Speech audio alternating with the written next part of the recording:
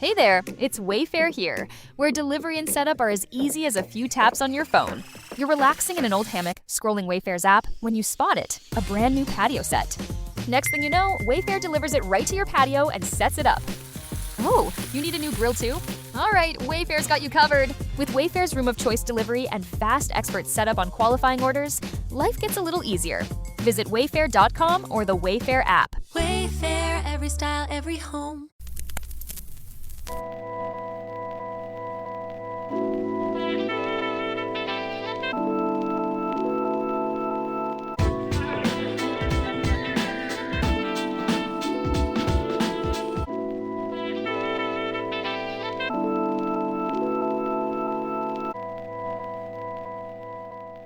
Welcome to the Black Tax. There's an African proverb that says, however long the night, the dawn will break.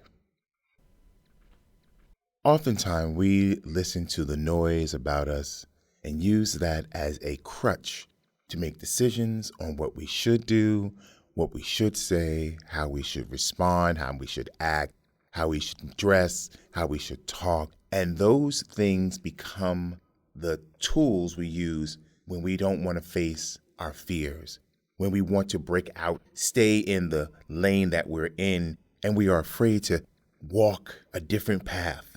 I am guilty of that. But when I finally decided to do it, it was a decision. I didn't make a grand gesture. I didn't tell anybody I was going to be moving to Los Angeles. I just started packing my shit.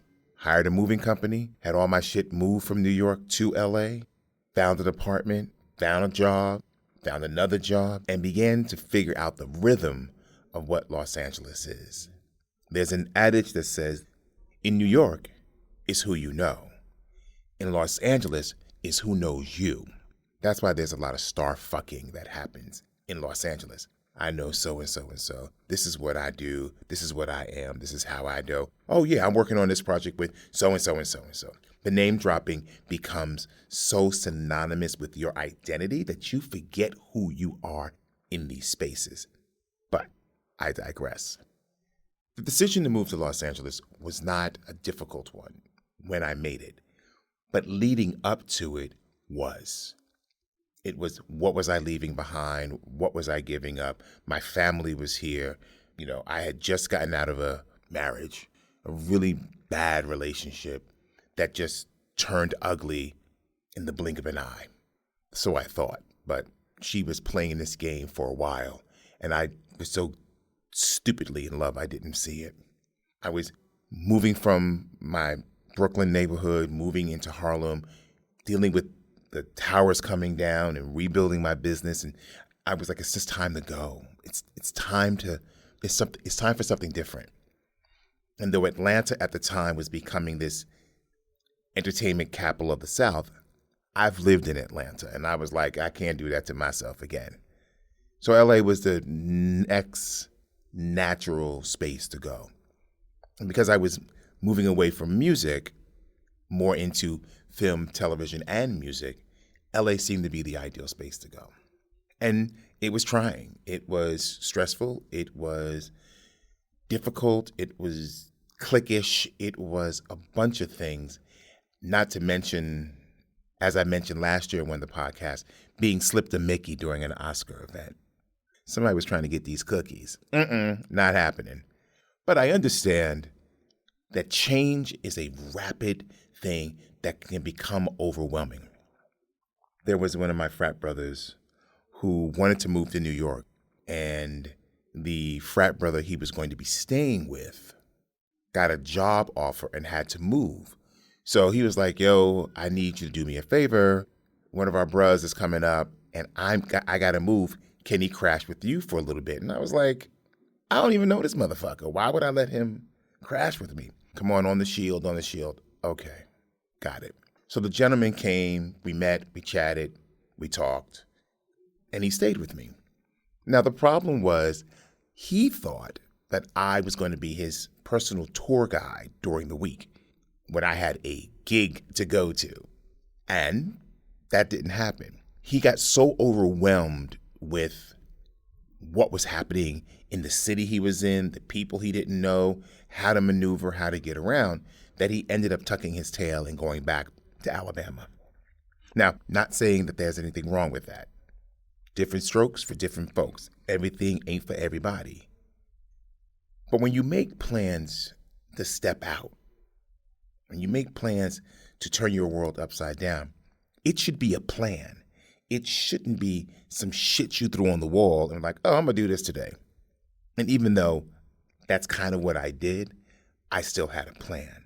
I had a job lined up before I even moved out to LA. I had a place to stay before I even moved out to LA.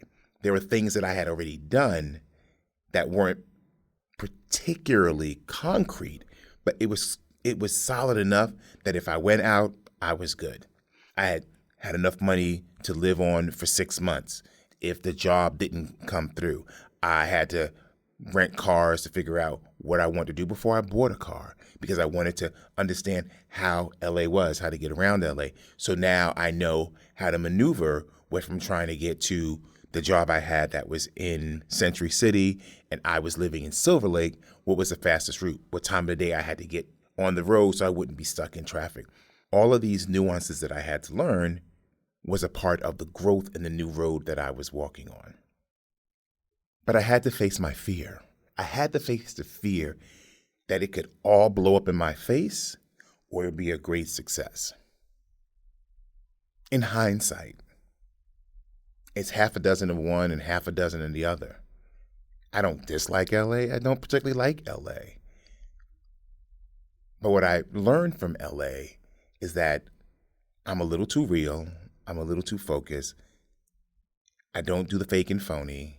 I tell it like it is, and people's feelings get hurt.